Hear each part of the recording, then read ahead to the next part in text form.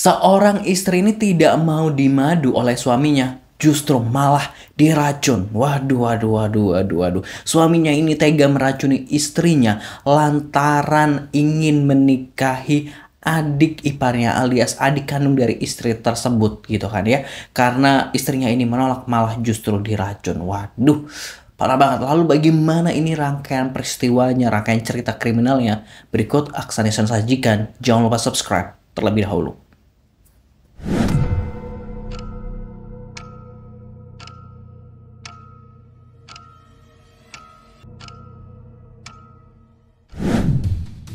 Matahari cukup terik siang itu. Budi nampak bergegas masuk ke dalam rumahnya dan langsung menutup pintu dan menguncinya dengan rapat.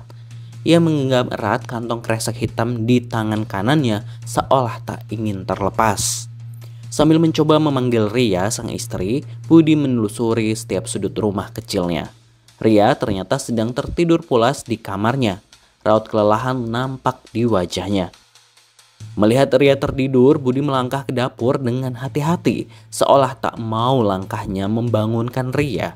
Sesampainya di dapur, Budi meletakkan kresek hitam di atas meja sambil berkali-kali memastikan tak ada orang di rumah ini selain dirinya. Sikap tubuhnya selalu waspada, jantungnya berdegup kencang.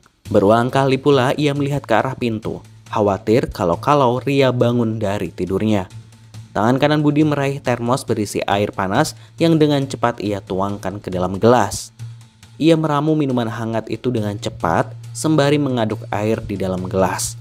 Tangan lainnya meraih kantong kresek hitam yang dijaganya sedari tadi. Perlahan kantong itu dibukanya. Tampak butiran kristal berwarna bening bertaburan keluar. Budi dengan lihainya menyendok penuh butiran itu, lalu dimasukkannya ke dalam minuman yang tengah ia buat. Butiran itu luruh dalam hitungan detik, lebih cepat dari gula pasir di air hangat. Tak berbau, tak pula berasa. Lalu Budi membawa minuman itu menuju kamar, menuju Ria, istrinya yang tengah beristirahat. Budi membangunkan Ria ini dengan sedikit paksaan.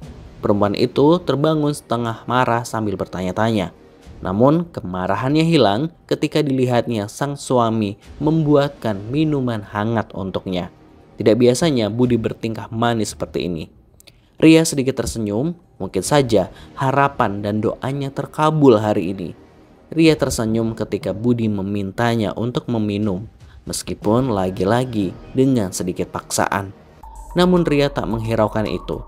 Ia tak akan menyia-nyiakan kesempatan ini. Ria meneguk minuman itu sampai habis.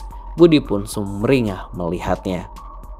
Namun siapa sangka ada udang di balik batu. Sumringah dan sikap manis Budi siang itu adalah bagian dari rencana kejinya.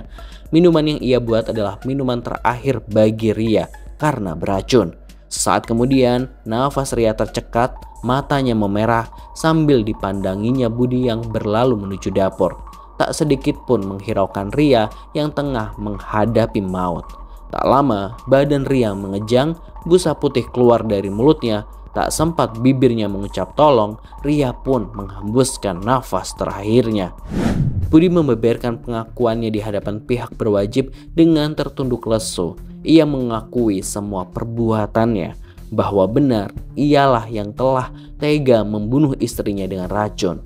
Dialah yang kemudian memalsukan kematian istrinya.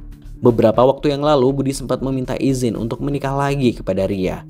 Wanita yang akan dinikahi tak lain dan tak bukan adalah adik iparnya sendiri yang baru berusia 17 tahun. Tentu saja Ria menolak mentah-mentah. Sedari awal menikah, Ria memang tak sudi jika harus dimadu. Lebih-lebih ini adik Ria sendiri yang harus menjadi madunya. Ria tak peduli apapun alasannya. Ia tetap teguh dengan pendiriannya. Hal ini tentunya membuat Budi bingung bukan kepalang karena sang adik ipar yang sudah terlanjur mengandung anaknya kerap meminta pertanggungjawaban Budi. Di hadapan polisi, Budi pun mengakui telah menjalin hubungan terlarang dengan sang adik ipar selama 2 tahun lamanya. Ternyata kemolekan tubuh gadis muda itu telah membutakan hati Budi. Selama berselingkuh, mereka telah beberapa kali melakukan hubungan intim. Tentunya perilaku ini membawa konsekuensi yang tak main-main, yaitu kehamilan sang adik ipar. Budi dilanda kebingungan yang sangat amat. Ia mencintai sang adik ipar dan tak mau melepaskannya. Namun ketika meminta izin sang istri untuk berpoligami malah ditolak mentah-mentah. Karena hatinya sudah dibutakan dengan cinta dan nafsu yang palsu, Budi pun memutuskan untuk meracuni Ria. Sehingga Ria pun harus meregang nyawa dengan kondisi yang mengenaskan. Kini hanya penyesalan yang kerap keluar dari mulut Budi. Ia tidak dapat menikahi adik iparnya karena hukuman mati dan penjara seumur hidup menghantuinya. Pun Budi tak bisa mengembalikan nyawa Ria yang dengan keji telah ia hilangkan. Untung tak dapat diraih, malang tak dapat ditolak. Nah, ini penting banget nih buat positive people, dimana ketika dalam sebuah hubungan salah satu pihak sudah melakukan perselingkuhan, lebih baik diakhiri. Jadi udah nggak perlu apapun yang dipertahankan ya, karena kalau udah kasusnya adalah sebuah perselingkuhan ya emang kayaknya bakal diulang-ulang terus seperti itu. Terus apalagi ini parahnya sama adik iparnya sendiri, bahkan hingga adik iparnya ini hamil dan meminta pertanggungjawaban. Jadi apa ya, jadi kalau hubungannya gini loh, kalau udah selingkuh berarti kan dia sebenarnya sudah tidak begitu menginginkan pihak pertama misalnya, atau istri pertama atau kekasih pertama misalnya seperti itu. Jadi ya untuk apa kita bertahan dengan seseorang yang sebenarnya juga hatinya juga udah berpaling dari kita gitu. Jadi lebih baik untuk diakhiri daripada banyak konsekuensi dan lain sebagainya. Ini kan kalau dalam kasus ini misalnya emang istrinya nggak setuju untuk suaminya ini menikah lagi gitu, apalagi itu adalah adiknya sendiri gitu. Kalau menurut positive people ini gimana? Tulis di kolom komentar, silahkan. Jangan lupa subscribe Aksa Nation. Terima kasih.